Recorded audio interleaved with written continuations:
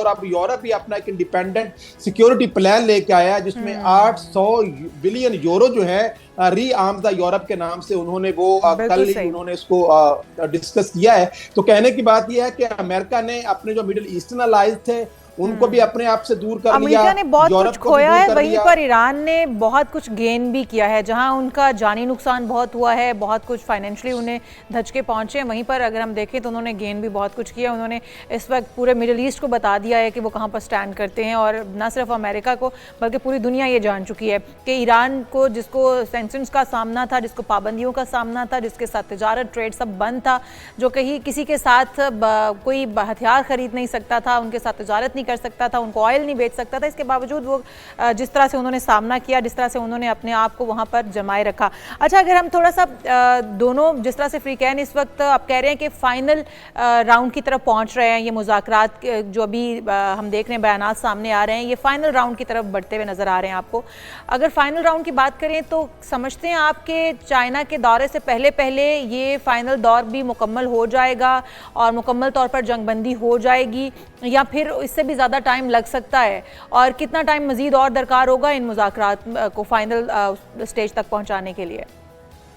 जी विशाल, pressure ना दोनों तरफ बहुत ज्यादा है इस वक्त। अगर आप ईरान की भी बात करें ना तो आपको याद होगा जनवरी के अंदर कोई 1.5 लाख ईरानियन करेंसी जो थी वो $1 के बराबर थी, और 40 दिन की जंग के बाद वहां पे इकोनॉमी का क्या हाल होगा। तकरीबन $270 बिलियन का तखमीना खुद ईरानियन रियासत ने ये लगाया है कि जंग के अंदर हो चुका है, और उनकी माईशत और नेवल ब्लॉकेड ने आके तो बिल्कुल आप कह लें कि उनका जैसे कहते हैं ना हुक्का पानी बिल्कुल बंद कर दिया है। और अब पाकिस्तान ने उनके लिए एक ट्रांजिट जो रूट है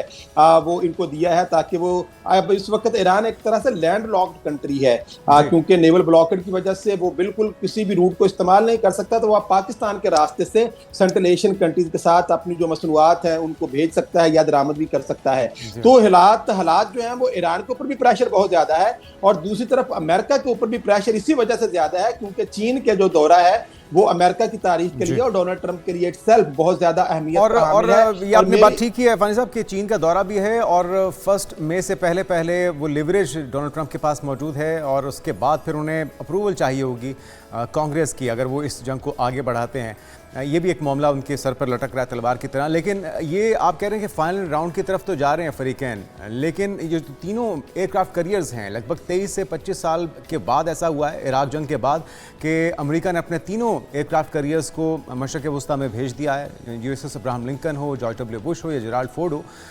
और साथ में रूसी मीडिया, रूसी तहकीकाती इदारे ये भी कह रहे हैं कि मुसलसल जो असलहा के साजो सामान है, जो ताज़ा खेप है, रिफ्यूलिंग एयरक्राफ्ट्स हैं, वो भी मशरक़ वस्ता में अमेरिका राजदारी के साथ भिजवा रहा है। तो ये भी दबाव डालने के टैक्टिक्स हैं या फिर किसी और बड़ी तबाही या बड़ी कार्रवाई के लिए भी तैयारी की जा रही है अमेरिका की तरफ से? वो देखो जैसे कहते हैं ना कि hope for the best and prepare for the worst, मतलब दोनों फ्रीकैन की कोशिश तो यही है कि हम किसी ना किसी नतीजे पे पहुंच जाएंगे, और अल्टीमेटली एक डेटर्स को क्रिएट करने के लिए हमेशा ये जो तैयारा बरदार बहरी जहाज हैं, एयरक्राफ्ट कैरियर, वो हमेशा पूरे समंदरों में मूव करते रहते हैं। कभी आपको वो साउथ चाइना सी के पास नजर आएंगे, कभी आपको पैसिफिक ओशन में, कभी अटलांटिक ओशन में और कभी इंडियन ओशन के अंदर। और करंटली ये तीनों जहाज़ों का इस खित्ते के अंदर होना, अमेरिका जो है वो अपनी पावर को प्रोजेक्ट कर रहा है, जो हमेशा से करता है कि और जो रूस है और या चीन है उनको भी एक तरह से एक पैगाम दिया जा रहा है कि आपने बीच में डायरेक्ट इसमें नहीं पढ़ना। और कल आप देखते हैं कि जब इराकी साहब रूस गए थे तो रूस ने भी ये कहा था कि हम जो है वो ईरान के शाना बिशाना खड़े हैं, और क्योंकि उनका कोई ऐसा एग्रीमेंट नहीं है ईरान के साथ रूस का कि उसके अंदर वो मिलिटरीली इसमें अंदर आ सकें, लेकिन वो आप देखते हैं कि सफारती सतह पर डिप्लोमेटिक सपोर्ट चीन की और रूस की हमेशा से हासिल रही है ईरान